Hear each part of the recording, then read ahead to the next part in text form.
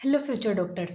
तो आज हम पढ़ेंगे जेनेटिक डिसऑर्डर। जेनेटिक डिसऑर्डर दो टाइप्स के होते हैं, मेंडेलियन डिसऑर्डर और नॉन मेंडेलियन डिसऑर्डर। तो हम पहले मेंडेलियन डिसऑर्डर पढ़ते हैं। मेंडेलियन डिसऑर्डर्स में क्या होता है, जीन म्यूटेशन होता है। जीन म्यूटेशन डीएनए में होता है, याद रखना। इसके दो टाइप्स होते हैं, ऑटोसोमल होता है और एलोसोमल होता है, मतलब सेक्स क्रोमोसोम्स होते हैं। हम पहले पढ़ते हैं ऑटोसोमल। इसमें रेसेसिव और डोमिनेंट होता है। डोमिनेंट इसके जो एग्जांपल्स हैं ना, ये बहुत इंपॉर्टेंट, इसमें से एक ना एक क्वेश्चन तो आता ही है, याद रखना इसको। डोमिनेंट में क्या होता है, माइटोनिक डायस्ट्रोफी होता है। ये एक एग्जांपल में दिया हुआ है, इसके डिटेल में नहीं दिया, बट एक एग्जांपल में दिया हुआ है, तो इसको याद रखना, ये डोमिनेंट है। और रेसेसिव में कौन कौन से, फिनाइलकेटोनुरिया, सिकल सेल एनीमिया, थैलेसीमिया और सिस्टिक फाइब्रोसिस, इनको हम डिटेल में पढ़ेंगे। एलोसोमल और सेक्स क्रोमोसोम में कौन कौन कौन से आते हैं, एक्स लिंक्ड आते हैं और वाई लिंक्ड आते हैं। एक्स लिंक्ड में कौन होता है, डोमिनेंट होता है और रेसेसिव होता है। रेसेसिव में दो होते हैं, कलर ब्लाइंडनेस होता है और हीमोफीलिया होता है। CS से इसको याद रखना है, ये रेसेसिव एक्स लिंक्ड है। आई बात समझ में। तो हम पढ़ते हैं सेकेंड वन इज, इसको हम देखते हैं कि कब कब बीमारी होती है और कब कब कैरियर रहता है। जैसे ऑटोसोमल रहता है, इसमें डोमिनेंट रहता है, डोमिनेंट कैपिटल ए और कैपिटल ए, तो ये डिसीज्ड है। कैपिटल ए स्मॉल है तो भी ये डिसीज्ड है। और एसएसयू में क्या होता है, दोनों स्मॉल ए रहेगा तभी डिसीज्ड होगा, बाकी कैपिटल ए स्मॉल ए रहेगा तब वो डिसीज्ड नहीं रहेगा एसएसयू के केस में। और एक्स लिंक्ड में क्या होता है, वाई लिंक्ड होता है। एक्स लिंक्ड में और वाई लिंक्ड होता है। तो एक्स लिंक्ड में क्या होता है, डोमिनेंट होता है और एसएसयू होता है। डोमिनेंट में क्या होता है, जो फीमेल रहती है ना, उसमें एक्स पे कैपिटल बी और कैपिटल बी रहता है, तो ये डोमिनेंट का केस है। फर्स्ट ये डिसीज्ड रहेगा और ये भी डिसीज्ड रहेगा, कैपिटल बी स्मॉल बी, क्योंकि डोमिनेंट है, एक तो ये डोमिनेंट कर जाएगा ना, इसलिए ये डिसीज्ड रहेगा। और मेल के केस में क्या होगा, मेल के केस में तो एक ही एक्स रहता है, ये एक्स लिंक्ड बीमारी है तो एक एक्स होता है। अगर एक के ऊपर भी कैपिटल बी आ गया मतलब ये डिसीज्ड है। और रेसिसिव में क्या होगा, रेसिसिव में क्या होगा, मेल के पास ये इसमें दोनों स्मॉल स्मॉल होना चाहिए। फीमेल के पास जैसे दो एक्स है और दोनों के ऊपर स्मॉल स्मॉल है, तो ये अफेक्टेड रहेगा, डिसीज्ड रहेगी। और अगर मेल के पास तो एक ही एक्स रहता है, एक के ऊपर आ गया स्मॉल आर, तो मतलब अफेक्टेड है। और अगर फीमेल के पास एक कैपिटल आर और एक स्मॉल आर है तो ये कैरियर है। याद रखना ये कैरियर कोई डिसीज्ड नहीं होती है। आएगा समझ में। तो आगे बढ़ते हैं, अब पढ़ेंगे non Mendelian disorder. Non Mendelian disorder क्यों होते हैं, जीनोमेटिक म्यूटेशन के कारण होते हैं। जीनोमेटिक म्यूटेशन कब होता है, जैसे 46 क्रोमोसोम्स होते हैं, जैसे क्रोमोसोम्स का नंबर 45 हो जाए, 47 हो जाए, इनको हम बोलते हैं जीनोमेटिक म्यूटेशन। और क्रोमोसोमल एब्रेशंस होते हैं, ये दो टाइप के होते हैं, ऑटोसोम्स भी होते हैं और सेक्स क्रोमोसोम्स भी होते हैं। डाउन सिंड्रोम भी होते हैं और टर्नर और क्लाइनफिल्टर होते हैं। आई बात समझ में। इनको चलो हम डिटेल्स में पढ़ते हैं, फिर उसके बाद हम मेंडेलियन डिसऑर्डर्स पढ़ेंगे।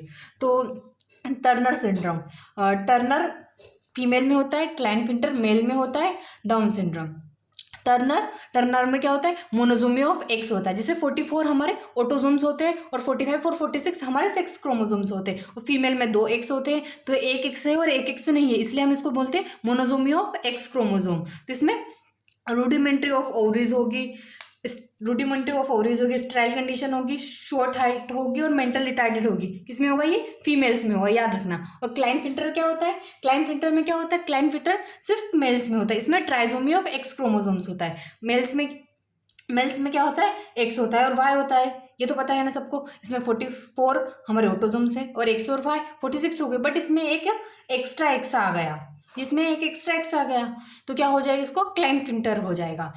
जिसे गायनोकोमास्टिया हो जाएगा। इसमें क्या होता है, ब्रेस्ट डेवलपमेंट हो जाता है, स्ट्राइल कंडीशन हो जाती है, टोल होता है और मेंटल रिटार्डेड हो जाता है। आई बात समझ में। Last one is down syndrome. Down syndrome में क्या होता है, डाउन सिंड्रोम किसने पहली बार देखा था, लैंगडन डाउन ने देखा था। कब देखा था, 1866 में देखा था। इसमें क्या होता है, ट्राइजोमी ऑफ 21 होता है। इसमें क्रोमोसोम नंबर कितने होते हैं, 47 होते हैं। इसमें क्या होता है, बेबी का फेस चपटा रहता है, बेबी का हेड भी चपटा रहता है, नोज भी चपटी रहती है। इसमें पार्शली ओपन माउथ रहता है और रिंकल टंग रहती है, और हाथ में बहुत सारी लूप्स रहती है और हाथ में क्रिजेज रहती है, और इसको बचपन से ही कॉन्जेनाइटल हार्ट डिजीज होती है। आई बात समझ में। अब हम पढ़ेंगे मेंडेलियन डिसऑर्डर। तो फर्स्ट क्या है हमारा, फिनाइलकीटोनुरिया। फिनाइलकीटोनुरिया में क्या होता है, एक जीन है, जीन क्या करता है, एक एंजाइम के प्रेजेंस में फिनाइल एलिलीन हाइड्रोलेज बनाता है। फिनाइल एलिलीन क्या करता है, थायरोक्सिन बनाता है, टायरोसिन बनाता है, टायरोसिन बनाता है। बट क्या होता है, ये जीन है, जीन में क्या हो जाता है, म्यूटेशन हो जाता है। म्यूटेशन होता है मतलब कोई ये एंजाइम है ना, ये एब्सेंट रहता है। इससे क्या होता है, एक्युमुलेशन ऑफ फिनाइल एनिलीन। इससे क्या होता है, अफेक्टेड होता है, हमें किस प्रकार का अफेक्ट होता है, हमारे ब्रेन्स के सेल्स में अफेक्टेड होता है, जिससे हम मेंटल रिटार्डेड होते हैं। और दूसरा स्किन के पिगमेंटेशन में होता है और हेयर में होता है। एक बात याद रखना, ये एक जीन, सिंगल जीन में म्यूटेशन आया तो क्या हो गया, बहुत सारे, जैसे हमारे स्किन की पिगमेंटेशन, हेयर और ब्रेन सेल तीनों पे अफेक्टेड हुआ, मतलब ये प्लियोट्रोपी है। एक जीन मिलके मल्टीपल ट्रेट्स करता है, मल्टीपल चीज़ों को अफेक्टेड कर रहा है। आई बात समझ में, ये प्लियोट्रोपी है। तो second one is sickle cell anaemia. Sickle cell anaemia क्या होता है, ये ऑटोजोमल रेसेसिव है। ये कौन से क्रोमोसोम नंबर पे होती है, क्रोमोसोम नंबर 11 पे होती है। इसमें क्या होता है कि हीमोग्लोबिन में क्वाटरनरी स्ट्रक्चर होता है, अल्फा 2 और बीटा 2। तो क्या होता है कि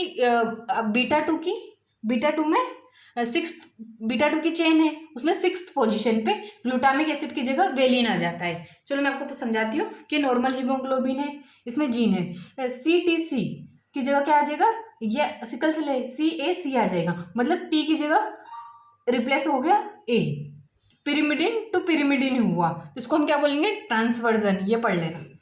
अब इसमें GAG और GTG, इसमें ये हमने DNA के लेवल पे पढ़ा और उसमें हमने mRNA के लेवल पे पढ़ना स्टार्ट किया। इसमें क्या है, GAG है और ये क्या बन गया, GUG, मतलब ग्लूटामिक एसिड की जगह क्या बन गया, वेलिन बन गया। तो ये बात याद रखना। तो हमारा RBC का शेप कैसा हो गया, सिकल टाइप हो गया हमारे RBC का शेप। तो इससे क्या हुआ, इससे हीमोग्लोबिन भी कम कंटेन हुआ, उसमें ऑक्सीजन कम कंटेन हुई, ये उसको अफेक्टेड हुआ।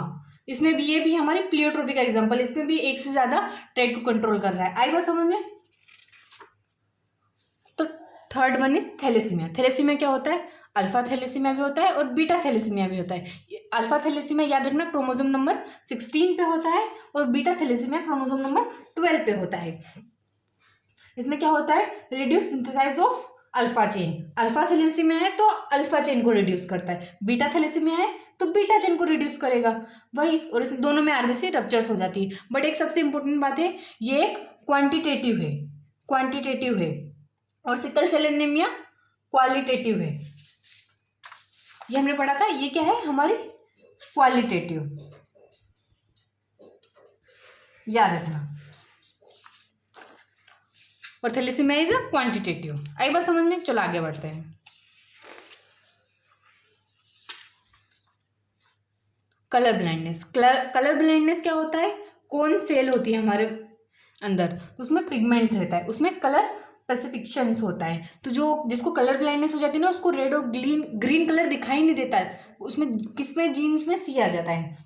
तो ये क्या है, जैसे हमने ये दो केस लिए, फीमेल का है और ये कि मेल का है। तो इसमें क्या है, फीमेल के पास तो ये दोनों क्या है, ये एक्स लिंक्ड बीमारी है, एक्स लिंक्ड है, तो फीमेल के पास तो 2 एक्स रहते हैं, तो फीमेल की दोनों एक्स पे भी होगा कलर ब्लाइंडनेस, तभी वो अफेक्टेड होगी। अगर एक पे नॉर्मल है और एक पे अफेक्टेड हो तो कैरियर रहेगी। और आपको तो पता है ना, कैरियर डिजीज नहीं होती है। और ये मेल होता है, मेल के पास एक एक्स होता है, अगर वो डिजीज नॉर्मल है तो वो नॉर्मल रहेगा, और अगर वो डिजीज है तो अफेक्टेड हो जाएगा। इस कारण से मेल को ज़्यादा बीमारी होती है फीमेल से। मेल में 8% होती है और फीमेल में 0.4% होगी। आई बात समझ में। अगर यहाँ तक समझ में आया तो लाइक करो, सब्सक्राइब करो। तो लास्ट वन ही हेमोफीलिया। हेमोफीलिया को हम ब्लीडर डिसीज भी बोलते हैं। ब्लीडर डिसीज क्यों बोलते हैं, आइए आगे देखते हैं। इसमें क्या होता है, एक्स लिंक्ड, ये रेसेसिव बीमारी है, इसको हम रॉयल डिसीज भी बोलते हैं। इसमें हमने 2 केस लिए, एक मेल का लिया है और एक फीमेल का लिया है।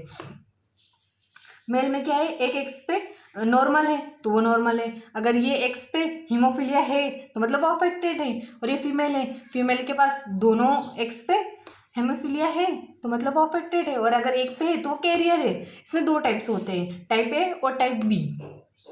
Blood clotting factor 12 is absent और blood clotting factor 9 is absent, तो हमें ब्लीडर डिजीज होगी, हीमोफीलिया होगा। अगर यहाँ तक समझ में आया तो थैंक यू, लाइक करो, सब्सक्राइब करो। Thank you so much.